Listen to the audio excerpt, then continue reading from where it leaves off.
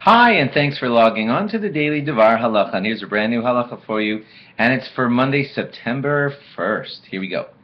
On Erev Rosh Hashanah, there is a custom that people do the act of hataras nedarim, which means the nullifying of your vows. Let me explain what that means. If at any time during the year you promised, quote unquote, to, let's say, do an extra mitzvah each day, you promised that you were going to say one chapter of Tehillim, let's say, every day after davening, and you did it. You did it for 20 days in a row, and then on 21st you just said, "Oh, I can't do this anymore." Well, that's breaking a vow, and it's after the vow is broken, God forbid, every single day that you don't do it is another sin, and those could rack up to a lot of sins, God forbid, and therefore we like to nullify our vows. They could have happened by the way I just stated, where you promised, quote unquote, to say Tehillim each day and then stopped, or even if you never, quote unquote, did the promise, but you just started a certain custom going 3 times or more, that alone can constitute a promise of sorts.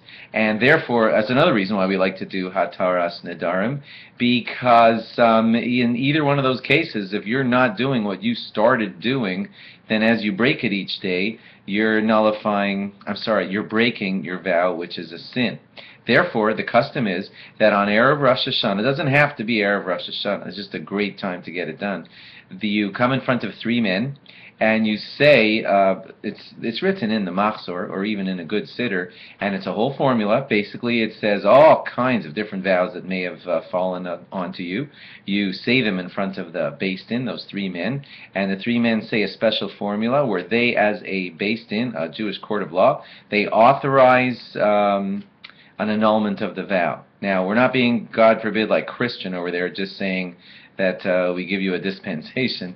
What they're doing is they're doing a legal procedure. They make it that the vow was mistaken or improperly done, and therefore it's null and void, and it never happened. That's key. So it's like it never happened after they nullify it, and the sin, if there is an inadvertent sin, thereby goes away.